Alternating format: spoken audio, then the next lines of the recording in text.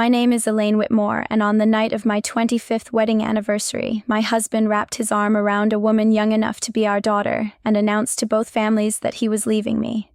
The words fell like shattered glass across the candlelit dining room, cutting through the warmth of laughter and the gentle clink of wine glasses. For a moment, I couldn't breathe. The room stilled as if the waves outside the resort had frozen mid-crest. Forks hovered above plates of filet mignon and roasted vegetables. My daughter, Lauren's eyes widened, her hand trembling as she reached for her water glass. My parents sat rigidly, too stunned to move, while his parents exchanged confused glances, their pride in their son slipping into visible discomfort.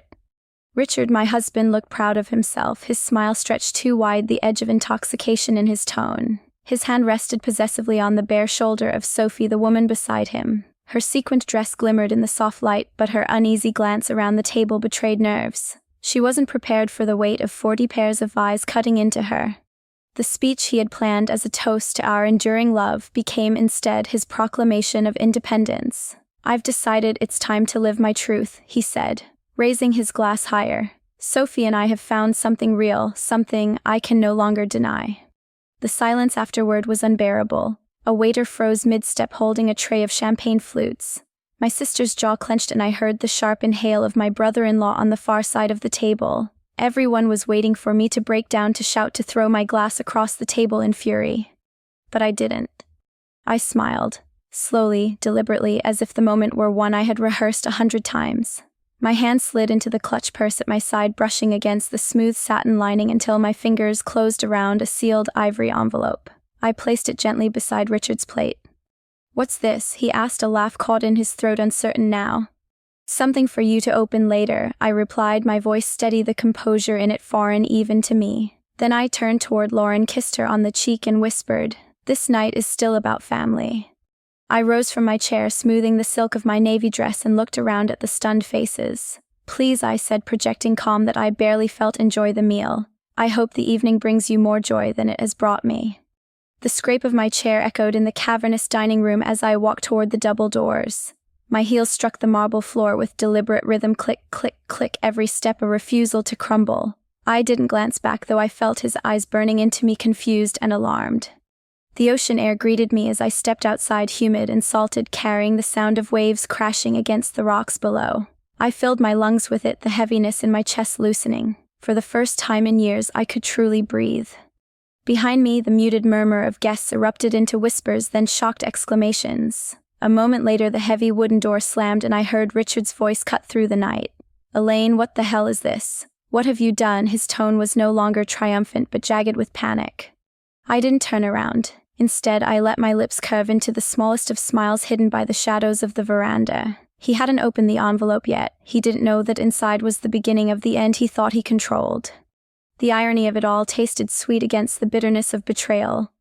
Because while Richard thought this anniversary would be his grand liberation, I had been quietly preparing for months, piecing together truths, tracing hidden trails, and planning my own freedom. Tonight, he wasn't the only one making an announcement. He just didn't know it yet. When I walked out of that dining room, every eye tracked me as if I were some tragic figure abandoning the stage midway through the play. But I wasn't tragic. Not anymore. I had rehearsed that walk in my mind too many times to count, and every step I took was deliberate, defiant, and free. My name is Elaine Whitmore, 52 years old, mother of one extraordinary daughter, and until that moment, the loyal wife of Richard Whitmore. For 25 years, I had played my role to perfection, the supportive spouse, the devoted mother, the calm presence that steadied the storm of Richard's endless schemes. It's funny how women like me disappear in plain sight. We pour ourselves into everyone else's needs until our own reflections become faint silhouettes. I used to have ambitions. When I was younger, I dreamed of opening a boutique consulting firm that would help women manage their finances, to show them how to take control of their futures. But those dreams dimmed the moment Richard decided he needed me more. He was magnetic when I met him, tall, with the kind of smile that made you believe he could conquer the world if only someone believed in him enough. I became that someone. His first business venture failed within a year, but I told myself, every dreamer stumbles. His second venture devoured our savings. By the third, we were surviving on my salary alone while he found his path. And still, I told myself to be patient. Because that's what good wives do, isn't it? We patch the holes in the ship even as our husbands drill new ones. Over time, the sacrifices piled up like bricks on my back. I gave up graduate school, I skipped promotions because they required too much travel and Richard needed me home. I spent nights editing his business proposals while balancing the checkbook, praying our mortgage check wouldn't bounce. And then there was Lauren. Sweet, sharp, ambitious Lauren. From the moment I held her, I promised myself she would never feel the scarcity I did. So I worked late hours while Richard flitted between passions. I paid for tutoring, piano lessons, summer camps, all the things he insisted we couldn't afford, but somehow always found money for his golf trips. Still, I defended him. To my family, to friends, to myself. He's just figuring it out, I'd say. He's trying.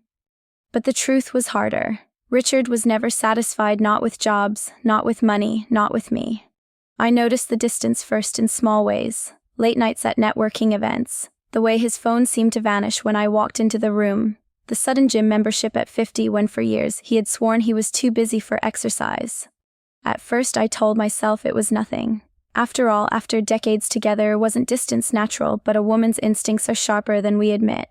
Mine clawed at me every time he came home smelling faintly of perfume I didn't own, every time he laughed too easily at a text he wouldn't show me. I didn't confront him right away. That wasn't my style. I had spent too long cleaning up his messes to dive blindly into another one. Instead, I observed. I listened. I waited. And when the signs grew too loud to ignore, I began my quiet work. But before that night, before the envelope and the dramatic exit, there were years of quiet erosion, years of me slowly fading into the background while he grew bolder, hungrier, more reckless. It wasn't just betrayal of the body, it was betrayal of the soul. He had taken my devotion for granted, mistaking patience for weakness. So I let him. Because sometimes the best revenge isn't in the explosion, it's in the patience of the fuse. When he stood in that dining room with Sophie on his arm, his smug smile expecting me to collapse, he thought he was orchestrating the scene. But he didn't realize the stage had been set long before, and I was no longer his co-star, I was the writer of the ending. My smile that night, it wasn't submission. It was recognition. The woman he thought he was humiliating was already gone. The woman standing in her place had nothing left to lose and everything to gain. I was no longer Richard's shadow, I was Elaine Whitmore. And my story was only just beginning. The first real crack appeared on a chilly October morning, the kind where the air carried the bite of winter and the trees along our street inched closer to surrendering their last leaves. Richard had left early for a client breakfast, his cologne still hanging in the kitchen long after he closed the door. I sipped my coffee and opened the mail bills, advertisements, and a credit card statement that made my stomach lurch. The charges were subtle at first glance: a luxury hotel in Charleston, a high-end jewelry store, downtown, and dinners at restaurants we'd never visited together. At the bottom of the statement was a charge for a designer handbag, Sophie's handbag. I would later discover one she paraded on her arm like a trophy. I didn't explode, not outwardly. Instead, I felt something cold settle into me as if ice had replaced the blood in my veins. I tucked the statement into my desk drawer beneath folders labeled household expenses and college fund. That night, when Richard came home smelling faintly of whiskey and something floral, I kissed him hello and asked how his meeting went. He smiled that easy smile, the one that had charmed me into believing for decades. Productive, he said. Big things coming. I nodded, poured him a drink, and said nothing. But from that moment, the watchfulness began. I started small, checking pockets, glancing at his phone when it buzzed on the counter. He was careful, but not careful enough. One night, he left his phone charging on the nightstand. A text lit up the screen: "Can't wait for tomorrow." Counting the hours. A heart emoji trailed at the end. The name attached was S. The ground beneath me tilted, but I didn't stumble. Instead, I memorized the number, my pulse steadying into resolve. At work, I used my lunch breaks to quietly research. I pulled up bank records, comparing them against the credit card charges. Transfers to accounts I didn't recognize, small at first, then larger, like a dripping faucet growing into a flood. I traced the trail the way only someone who'd managed a household budget for decades could: diligent, precise, relentless. Every discovery cut deeper yet sharpened me. Each receipt, each transfer, each text was no longer just a betrayal, it was evidence. The jewelry wasn't for me. The hotel suites weren't for business trips. The beachfront condo brochure tucked into his briefcase wasn't a dream for our retirement, it was a plan for theirs. There were nights I sat in the quiet of our kitchen, staring at the moonlight spilling across the tile floor, asking myself how long I had been blind. How many times had he kissed me goodnight while planning his escape with her? How many dinners had I cooked while he feasted somewhere else? But self-pity was a luxury I couldn't afford. I had Lauren to protect and I had myself to reclaim. I began to record things. Conversations where he slipped casual mentions of tight finances while thousands drained into hidden accounts. I cataloged text messages when he left his phone unattended, snapping quick photos with my own device. I copied financial statements, sliding them into a folder I kept locked in my office desk. The folder grew thicker by the week, a tangible weight of deception. Yet with every page my fear receded, replaced by clarity. Richard thought he was the architect of a new life. What he didn't realize was that I was dismantling his blueprints piece by piece. It was Lauren who anchored me during those months of discovery. She was away at college, blissfully unaware of the storm brewing at home. In her calls, she spoke of exams, friends, the excitement of her internship applications. I listened, encouraged, and promised myself I would not taint her joy with Richard's betrayal, not yet. Because timing mattered. I knew Richard. He was a man who loved spectacle. He wouldn't slip away quietly, he would want an audience. He'd want to humiliate me publicly, to bask in the drama of it all, and I would let him think he could. But I would be ready. The day I found the receipt for the necklace, white gold diamonds, delicate as frost, I didn't cry. I simply placed it into the folder and whispered to myself, patience. The night I overheard him murmuring into the phone, "She has no idea," I didn't scream. I memorized his words, recorded the call, and whispered, "Soon." I had spent years being the quiet supporter, the steady presence behind his chaos. Now that patience was my weapon. By the time winter gave way to spring, the evidence was irrefutable. Richard wasn't just unfaithful, he was careless, arrogant, and blind to the woman he had underestimated for too long. And as our anniversary approached, I knew the stage he was planning. A grand declaration, a public unveiling. What he didn't know was that I had prepared my own script. And the envelope I would place before him was not just paper. It was the culmination of months of discovery, of sleepless nights and steady hands. It was the key to the freedom he thought he was taking from me. Only this time it would be mine. The folder of evidence sat in the bottom drawer of my office desk, hidden beneath stacks of old invoices and bank statements. Every time I slid the drawer open and saw its thickened spine, a pulse of steady reassurance ran through me. I wasn't helpless. I wasn't powerless. I was prepared. My plan did not appear overnight. It unfolded gradually, like a chess game where every piece had to be moved at the right moment. I knew Richard. He wasn't subtle. He was a showman. He loved to be seen, to be admired. And if he was going to destroy our marriage, he would do it publicly. That was his nature, loud, theatrical, cruel. So I decided I would let him. I would hand him the stage he craved. Only the spotlight he thought would shine on his triumph would instead illuminate his downfall. The first step was legal. I remembered the prenuptial agreement tucked away in a fireproof safe upstairs. 25 years earlier, when we married, I had more family money than Richard. He had insisted on protecting his potential future earnings. Ironically, that very document contained the fidelity clause I would now use as a blade. I contacted an attorney quietly, a woman named Marjorie with a sharp mind and sharper tongue. We met at her office on a rainy Tuesday, the kind of afternoon where umbrellas bobbed like black mushrooms along the street. She flipped through the pages of the prenup, her expression tightening into something between satisfaction and disbelief. "Mrs. Whitmore," she said, adjusting her glasses, "this agreement is ironclad. If you can prove infidelity, and based on this folder your husband stands to lose far more than he ever imagined." I leaned back, the leather chair creaking under my weight. For the first time in months, I felt the corners of my mouth twitch into a smile. The next step was financial. I'd managed our household accounts for decades. I knew every number, every password, every hidden corner of our finances. I opened separate accounts in my name alone, siphoning away the money I had earned and saved. I froze certain credit lines under the guise of fraud protection, creating a wall between Richard's recklessness and the stability I intended to preserve for Lauren and myself. At night, while Richard slept soundly beside me, I scanned documents into my laptop, labeling each file with clinical precision. Dates, amounts, receipts, text, screenshots, all neatly catalogued. I kept backups on a secure drive hidden in the lining of my briefcase. If Richard ever discovered the folder at home, he'd still have no idea how deep my preparation went. It wasn't just about legal or financial safety, it was psychological. I began rehearsing my reactions in the mirror. How to keep my face smooth when he revealed his affair. How to let silence stretch long enough to make him sweat. How to smile at the exact moment when the envelope touched the table. I practiced until my reflection no longer looked like the woman who cried in the bathroom at night. She looked like someone else, calm, steady, unshakable. Lauren called often during those months. She was in her final year at university, her voice bright with the optimism of someone stepping into adulthood. I asked about her studies, her friends, her plans. She spoke with pride, completely unaware of the fracture at home. I guarded her innocence fiercely. I wanted her graduation to shine untainted, unlike my marriage. When Richard grew bolder, coming home late with excuses so flimsy they barely qualified as lies, I didn't flinch. One night he stumbled in with Sophie's perfume clinging to his jacket. He tossed his keys onto the counter, smirked at me and said, "Long day?" I kissed his cheek and replied, "I'm sure it was." He didn't notice the faint smile tugging at my lips. By spring I was ready. Every piece was in place: the prenup, the financial accounts, the evidence, the legal filings. I knew he was planning something dramatic. I overheard him on the phone whispering to Sophie, "She won't see it coming. I'll tell her at the anniversary dinner. It'll be perfect." Perfect indeed.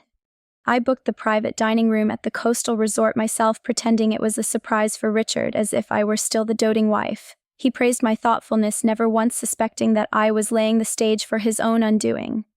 The morning of our anniversary I dressed with deliberate care. Navy silk understated pearls, hair pinned neatly at the nape of my neck. I looked the part of the faithful wife, the woman he thought he was humiliating. Inside my clutch rested the envelope, cream-colored, unassuming yet heavy with consequence. Inside, divorce papers, financial records, proof of his infidelity. It was more than paper. It was the culmination of months of patience, of hidden strength, of meticulous planning. As I stood before the mirror smoothing my dress, I whispered to my reflection, "Tonight it ends. Tonight you begin." When Richard walked into that dining room with Sophie clinging to his arm, he thought he had written the final act of our story. He thought he would walk away with youth, with admiration, with triumph. But he had underestimated me. And as the candles flickered, the guests hushed, and his voice rang out with smug finality, my hand slipped into my purse and closed around the envelope. My pulse didn't race. My breath didn't falter. Because I wasn't afraid anymore. I was ready. The dining room was draped in golden light, the kind that made the glasses shimmer and the white linens glow. 2 long tables stretched side by side, joined together so that both families could sit as one. Bouquets of ivory roses and flickering candles gave the space a soft intimacy. It should have been beautiful, a night of celebration, but beneath the sparkle tension pulsed. Richard arrived last, as I knew he would. He thrived on entrances. The door swung wide and there he was, smiling broadly, his arm wound tight around Sophie's waist. She sparkled in a red dress, her laugh brittle, her eyes darting nervously to the rows of unfamiliar faces. The air went thick. My parents stiffened, my sister's fork froze mid-bite, and Lauren's face drained of color. I felt every eye shift toward me, bracing for an explosion, for the humiliation that Richard was sure would break me. He raised his glass, champagne sloshing against the rim. "Friends, family," he began, his voice carrying through the room. "Tonight marks a new chapter. After 25 years, I've realized it's time to be true to myself. Sophie and I have found something extraordinary, and I can't keep living a lie." Gas rippled down the table. A wineglass toppled, spilling crimson across the white cloth. Someone coughed into their napkin. Sophie pressed closer into Richard's side, her smile tight as though she too was stunned at the spectacle. I remained still, my hands folded neatly in my lap. I didn't cry. I didn't rage. Instead, I felt the calm certainty of a plan reaching its perfect moment. Slowly, I reached for my clutch, slid out the cream-colored envelope and placed it gently in front of him. His grin faltered. "What's this?" he asked, his voice strained with forced cheer. "Something for you to open later," I replied. My tone steady, deliberate. My eyes swept the room, meeting every gaze that searched my face for cracks. "Please enjoy the meal," I told them, my smile serene. "I wish you all a lovely evening." And with that, I rose, smoothing the silk of my dress, and walked toward the doors. My heels echoed sharply against the polished floor, each step a punctuation mark. Behind me, murmurs swelled, a chorus of disbelief and speculation. I reached the exit just as Richard's voice cracked across the room. "Elaine, what the hell is this?" I didn't turn. The night air embraced me as I stepped outside, the salt of the ocean stinging sweet against my tongue. Inside, the envelope waited. Later, I learned how it unfolded, how he had torn it open in front of everyone, arrogance dissolving as the contents spilled across the table. Divorce papers, bank records, screenshots of text messages, time-stamped receipts from hotels, jewelry transfers, all meticulously documented, and at the top in bold ink the clause from our prenuptial agreement: adultery voids equitable distribution. The blood drained from his face. He stammered, hands shaking as he tried to shove the papers back into the envelope, but it was too late. The words were read. Whispers passed from one guest to another. He cheated. She knew all along. He's ruined. Sophie's hand flew to her mouth as she scanned the evidence. Her cheeks flushed crimson beneath the makeup, her lips trembling. When she saw the line about financial fraud, his transfers flagged as suspicious, her chair scraped violently against the floor. You told me, she began, her voice shrill with panic. You said the money was safe. Richard reached for her arm, desperate, but she yanked away. You lied to me, Richard. You lied about everything. Gas turned into a low hum of gossip, like bees buzzing angrily in the walls. Lauren sat frozen, tears brimming, caught between devastation and the dawning realization of her mother's strength. Don't do this, Richard muttered, his voice cracking. He shoved the papers toward the center of the table as if burying them could erase the truth, but nothing could silence the evidence now. Guests shifted uncomfortably, their loyalty unraveling. My father cleared his throat, his disappointment sharp enough to cut. You've disgraced this family, he said flatly, his words carrying across the table. Even his own parents averted their eyes, unable to reconcile the son they had raised with the man unraveling before them. Sophie grabbed her clutch, her chair screeching against the tile as she bolted toward the door. She didn't look back. And there sat Richard alone, pale, surrounded by the wreckage of his own making. The very spotlight he had craved now burned mercilessly, searing every lie, every betrayal into public memory. What he thought would be his grand escape had become his public execution. And I walked into the night, my head high, the sound of the ocean filling the silence he had left behind. The ocean wind lifted the edges of my hair as I stood beneath the veranda lights, letting the surf drum a steady rhythm under my ribs. I had imagined this moment for months, the quiet after the blast, the way the world keeps breathing when a life ends. Then the door slammed behind me and the quiet snapped. Elaine, Richard's voice sliced through the night. What the hell did you do? I turned slowly. He stood there with the envelope in one hand, pages crushed and creased, a man who had yanked the tablecloth and realized the dishes were glued down. The color had drained from his face. His tie was crooked. He smelled like champagne and panic. I told you to open it later, I said. You blindsided me, he hissed, storming closer. In front of my parents, our daughter. In front of the same people you chose to humiliate me, I replied evenly. You wanted an audience. You got one. He faltered, then gathered his anger again. These transfers, you're twisting them. And this clause, no judge will. Stop. I slipped my hand into my clutch and drew out my phone. I'm done debating your versions of reality. I tapped the screen. A recording played, his voice, low and smug, the words, unmistakable. She has no idea. I'll announce it publicly. Better that way. She won't make a scene. He lunged for the phone. I stepped back. Don't, I warned. I have copies. And my attorney has them too. The door cracked again. Lauren stood in the threshold, cheeks blotched from crying, mascara curved like bruised wings under her eyes. Mom. I'm fine, I said. Go inside with your aunt. She didn't move. Instead, she crossed the patio and placed herself half a step in front of me, as if the years had reversed and she was the one guarding me from monsters under the bed. Dad, how could you? This is between your mother and me, he snapped. No, she said, voice trembling but clear. You made it everyone's business the second you announced it over dessert. He flinched. Somewhere in the dining room, silverware clinked, the party stuttering on with the numb obligation of people who no longer know where to look. Go home with your aunt, I told Lauren softly. I'll be there later. She nodded, eyes fixed on Richard, then slipped back inside. He exhaled a sound like a punctured tire. We can settle this privately. You don't need to drag lawyers into it. Marjorie is already involved, I said. You'll hear from her in the morning. He barked a humorless laugh. That woman, she'll bleed you dry. She read the agreement, I said. So did I. You should try it. He stared at me, the bluster ebbing to something small and sour. For a heartbeat I saw the man I married, the boyish charm, the restless energy that once felt like possibility. Then his jaw hardened. You'll regret this. I met his gaze. I already did. For years. I left him on the patio with the ocean and his ruined script. At dawn, the sky was a band of pale pewter over the water. I drove to Marjorie's office with the folder buckled into the passenger seat like a passenger. My hands were steady on the wheel. The lobby smelled faintly of lemon cleaner and coffee. The receptionist didn't ask questions, just waved me back. Marjorie was already at her desk, a mug steaming beside a stack of motions. You did it, she said without preamble, eyes flicking to my face, assessing the damage and the resolve. How bad? Bad enough, I said, setting the folder down. He opened it in front of everyone. Good. She slid a document across. Emergency motion to freeze joint accounts with carve-outs for basic living expenses. Will request temporary possession of the home and an order preserving evidence. I initialed and signed the pen, carving clean strokes. How long?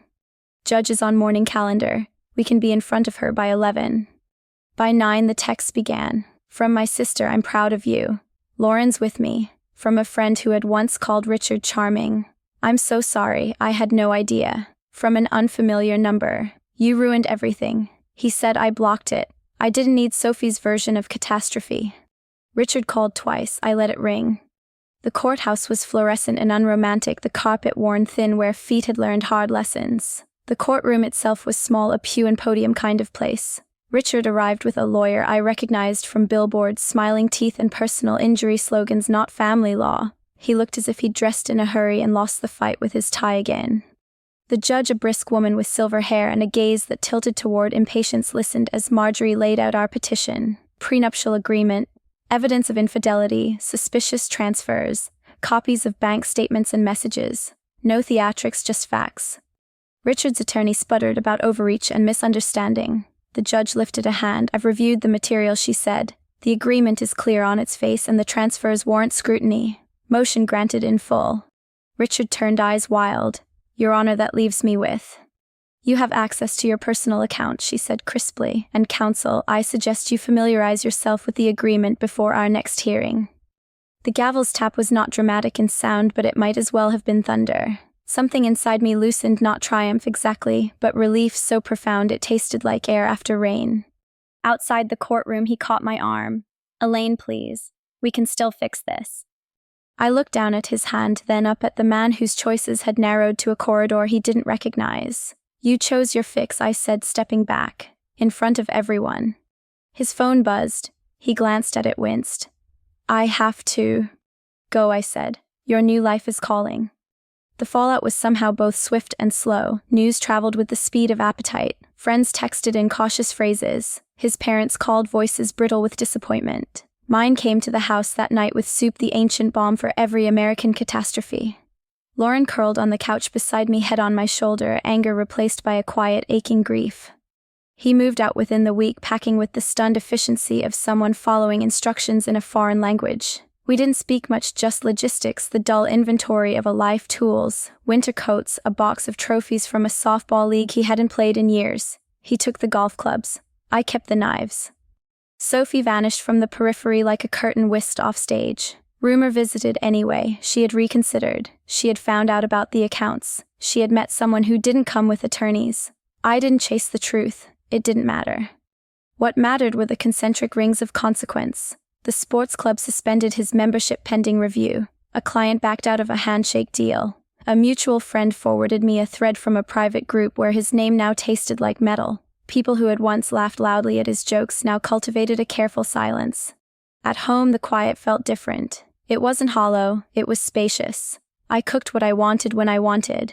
I slept in the center of the bed. I found a rhythm that wasn't oriented around crisis.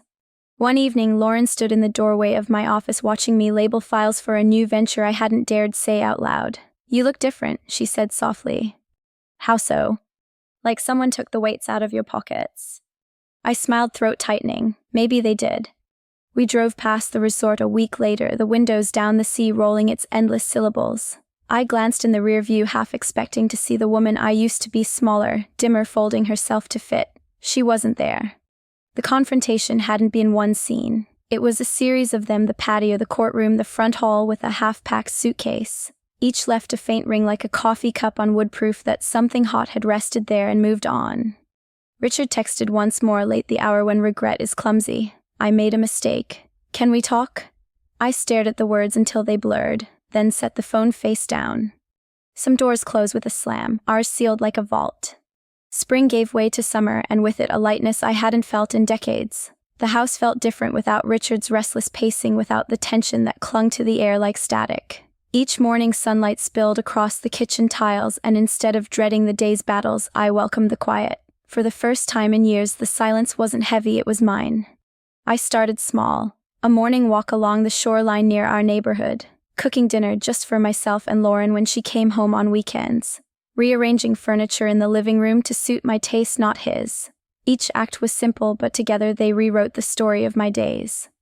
The consultancy I had once dreamed of began as scribbles in a notebook. While Richard had chased half-baked ideas and burned through our savings, I had buried my own ambitions. But now, with the account secured and the prenup enforced, I had resources, and more importantly, I had freedom. I rented a small office downtown, painted the walls soft cream, and placed a vase of fresh flowers on the desk each Monday. A nameplate soon followed: Elaine Whitmore, Financial Transitions.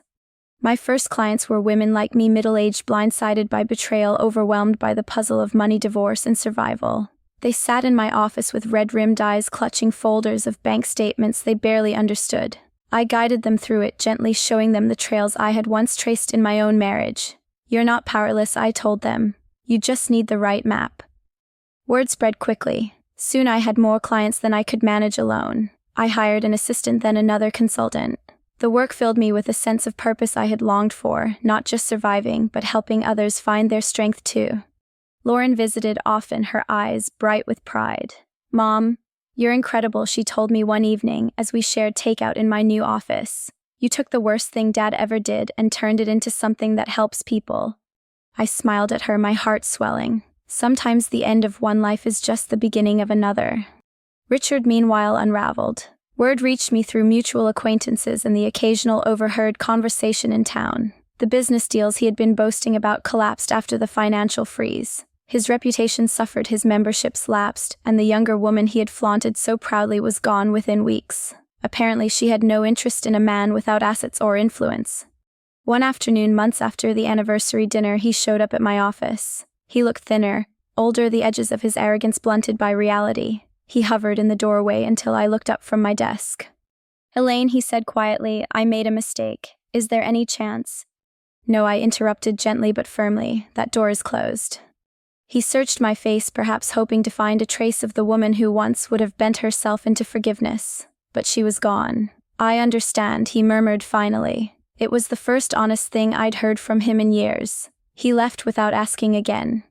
When the divorce was finalized, it fell by fate's irony on what would have been our 26th anniversary. The judge upheld the prenup in full, citing his blatant infidelity and financial misconduct. The house, the retirement accounts, and the majority of our investments remained mine. Richard walked away with his personal belongings and little else.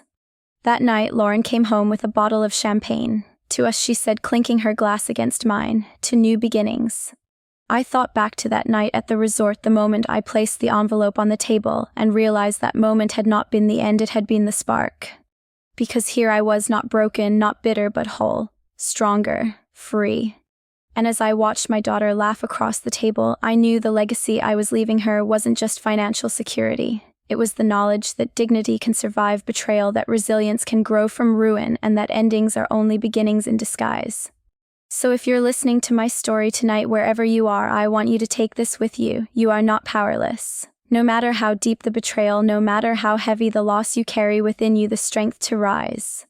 If this story touched you, I invite you to reflect, to share it with someone who may need to hear it, or to join me again for more stories of resilience and reinvention. Because none of us are alone in this journey, and sometimes, the very moment we think we've lost everything is when we finally begin.